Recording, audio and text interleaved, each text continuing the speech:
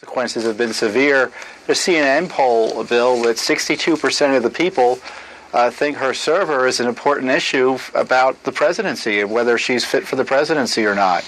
And the problem for Mrs. Clinton, people may have already basically drawn a conclusion about her honesty with respect to the server, and whatever else may come out, it probably won't help her one way or another, but it certainly it could significantly hurt her as people see more information about, for instance, the pay-to-play with the Clinton Foundation material. There are at least going to be 2 more releases on those topics over the next 6 weeks. All right. Now, your organization has gotten a lot of paperwork out of the State Department and all of this. What have you learned about Hillary Clinton? You yourself, Tom Fitton. What have you learned from looking at all of this stuff? Because you have a unique vantage point. It all comes through you. What have you learned? I learned Mrs. Clinton didn't want anyone to see her emails, and she did her darndest to prevent that from happening. And if it happened, she wanted you to go through her lawyer and only get a little bit of what she had, and all that's been upended. And in many ways, I've learned that Mrs. Clinton is the same as she ever was in terms of being illegally secretive in her approach to government service. Okay, so it was all about she didn't want people knowing what she was doing. Did you learn of anything that would bring charges against her? I mean, you know, there's a big controversy of the FBI and all that, but you're a lawyer, right? I'm not a lawyer, but I have enough experience to know that there's evidence of a crime when you start taking thousands of records and deleting them, when you take government records away from the State Department and then delete them, when you're not honest with the American people, and then you're arguably not honest with the FBI when you keep on saying, I don't remember key things that you should remember. But the FBI doesn't seem to mind. I mean, despite Comey's theatrical performance, he put those emails out last time, the Friday before Labor Day. When you saw that, what went through your mind? I just saw that our criticisms of the FBI for looking the other way were well justified, that the details of the investigation made the FBI seem even more political than people thought when they gave her a pass initially. Do you think that Comey is a political guy and not aggressively searching for the truth? Yeah, I do think he's political. Bill, the FBI is like every other government agency here in Washington, subject to the political winds, the way the Commerce Department is, or the Department of Homeland Security, or the Treasury. And to think that the FBI is above reproach just ignores the history of the FBI through the decades. Now, of course, they would absolutely deny that and say that we are clean, we do our jobs, wherever the investigation leads us, we'll go. But you're saying flat out you don't believe that. No, I don't. I mean, you saw Mr. Comey release a memo to his staff last week defending himself. It seems to me he wouldn't have done that if even those in the FBI were happy with the way he performed. No, there's a lot of dissent within the FBI. I don't think there's any, and that dump on Friday, that turned me. Because that was a political move. Didn't have to do it. He did it. Ms. Fitton, we appreciate it. And Tom is the author of a big bestseller that you might want to check out called Clean House, Exposing Our Government's Secrets and Lies. When we come right back, disrespecting the national anthem on the anniversary of 9/11. Only to finally reveal hours later that she had actually been diagnosed with pneumonia days earlier. We'll discuss it all with Chris Steyerwalt, Howie Kurtz, and Dr. Mark Siegel in a moment, but we begin tonight with Trace Gallagher reporting from our West Coast newsroom. Trace?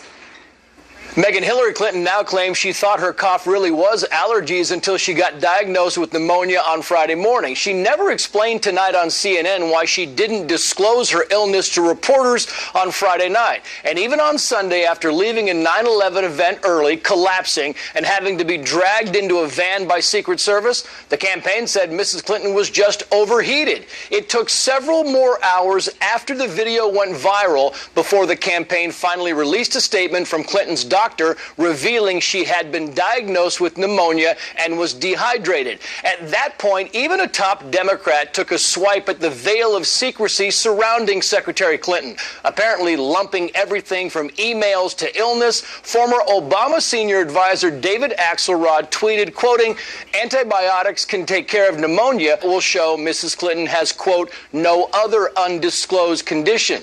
In our cousin publication, the New York Post, saying that after she collapsed on Sunday, she opted out of going to the emergency room and instead ditched her New York police escort and went to her daughter Chelsea's apartment. The Post says the move was to keep details of her medical treatment under wraps. The Clinton campaign has dismissed that. Mrs. Clinton walked out of her daughter's apartment, as you see, an hour later, saying she felt great. But tonight, former President Clinton told Charlie Rose this apparently has happened before. Watch. Well, if it is, it's a mystery to me and all of her doctors. Rarely, but on more than one occasion over the last many, many years, the same sort of things happened to her when she just got severely dehydrated. Tonight, Hillary Clinton says it's only happened twice that she can recall. Clinton says she plans to take a few more days off the trail. Her husband will pinch hit for her in the meantime. Megan. Trace, thank you. The last couple of hours, you just heard some of that. We have more. But first, we want to bring in Chris Stirewalt, our Fox News digital politics editor, Howie Kurtz, host of Media Buzz on Fox News, and Dr. Mark Siegel, a Fox News medical correspondent and NYU professor of medicine. Great to see you all. All right, so first of all, the question of whether it's happened before or whether this is an isolated incident. She was asked about that moments ago. Here is how she described her own history with what we saw on video yesterday. Watch. How often has this happened? Oh, I think really only twice that I can recall. It is something that has occurred a few times over the course of my life, and, I'm aware of it. I don't know. You tell me, Stirewalt, whether that had the ring of truth. Man, there is a reason Clintonian is an adjective, and this is some Clintonian business that's going down here.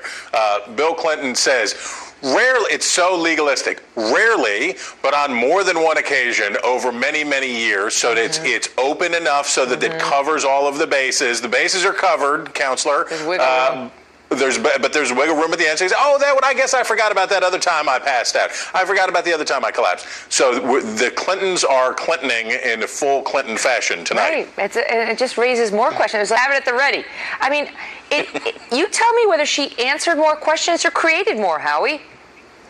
Well, really created more based on the fact that it's now the #1 story in the campaign. Megan, I was anchoring yesterday when the news broke, and what was stunning was not that she has pneumonia. Lots of people get pneumonia, but the realization that Hillary Clinton and her campaign spent days blatantly misleading the press and the public about her health. Now, imagine an alternative universe where on Friday, before the shaky 9/11 video and all that, she put out a statement. I've got pneumonia. I'm going to take it easy a few days. It's a grueling campaign out there. People would have felt sympathy for her. Instead, this mishandling is causing more damage than a mere infection. I can defend her on that. I think, okay, you're running for president, you have a grueling schedule. You're also a person with a history of health problems, including some serious ones. What is the dadgum only thing that you should never make sure that you ever do? Lie about your health. Don't do it. Big mistake. Although her doctor says she is in excellent health, her doctor says this is pneumonia and that she said tonight she needs to rest for 5 days and she's going to go back out there. Dr. Siegel, can I ask you about something else in this video? I'm not going to ask you to diagnose Hillary Clinton over the airwaves. I know you can't and you won't. But she did say tonight that she never lost consciousness. And I have to tell you, I'm not a medical professional, but that just doesn't look like it could be real based on this video. I mean, this doesn't look like dizziness. This looks like she went down, like she did lose consciousness, but what are your thoughts? Well, number one, Megan, it is a video, but you're picking up something there, which is there seems to be a loss of muscle tone, and that happens when you're in the process of blacking out. All of these questions are raising more questions. We need to know. She fell and hit her head back in 2012.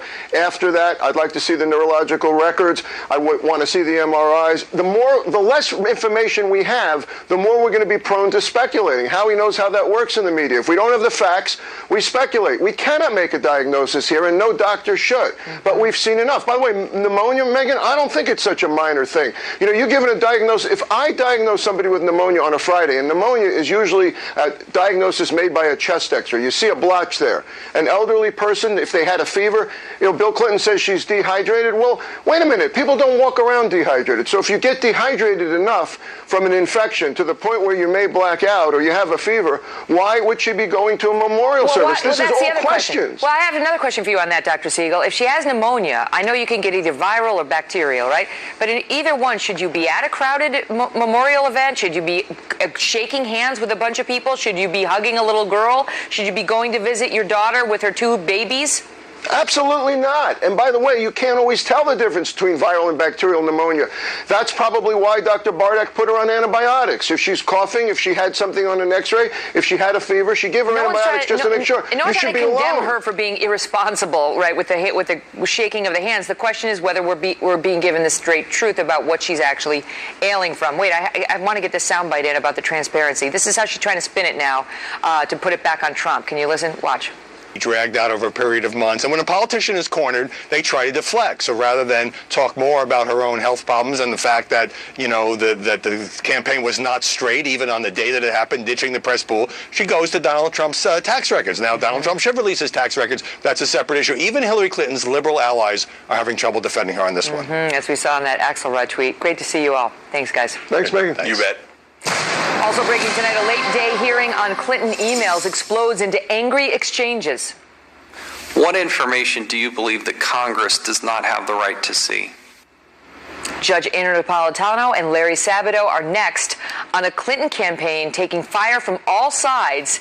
And what would happen if she had to drop out of this race over health? Wait until you hear how that works next. Plus, Governor Chris Christie joins us to answer new charges that millions of Trump supporters are nothing more than a bunch of racist, sexist homophobes. And then, nearly 20 years after the murder of John Benet Ramsey, the little 6-year-old girl, her